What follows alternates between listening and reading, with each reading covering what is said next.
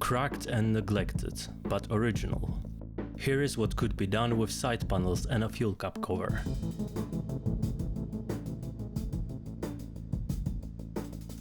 The side panels were in pretty poor shape. They had an unoriginal glossy color, were cracked in some places, one of the emblems wasn't from my version and the second one was destroyed beyond recovery and problematically glued in. After ripping off the emblem that was glued, this one, another great job, there were some issues. First I'll check if this is ABS. It'll probably bubble when I try to weld it. I'll have to dry it first, just as expected, bubbles. I'll put it into the dryer and I'll prepare it for filling this with plastic. You can check out my ABS drying process in the 3rd episode of this series. Okay. Already blending in and we got a low spot.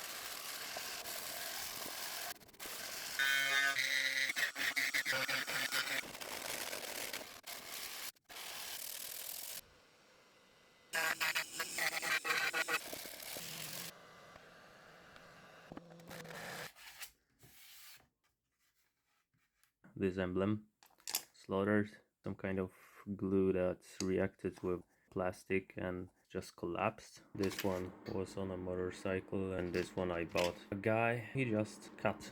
The mounting is different, so I had to find 2 new emblems then.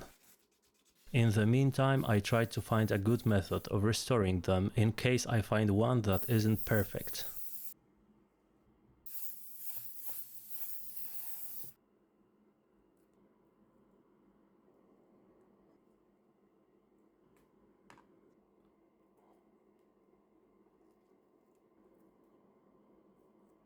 I like it.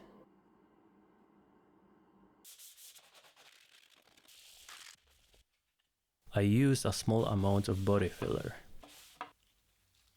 It's important to use a proper one, which is designed to be used on plastics. Tiny spots. Then a final scuffing before applying the primer. The fuel cap cover wasn't bad, but the paint wasn't original either. Since it was supposed to be the same color as the panels, it needed to be prepared.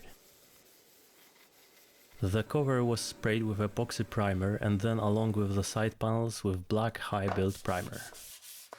The primed elements were then sanded to make the surface perfect before the top coat.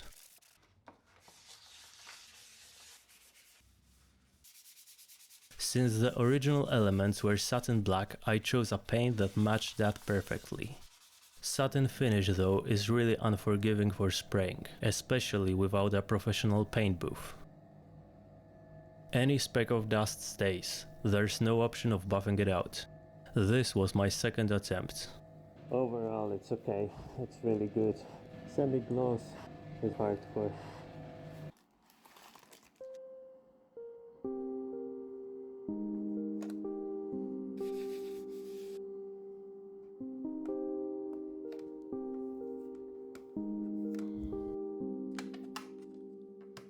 Watch the full build here.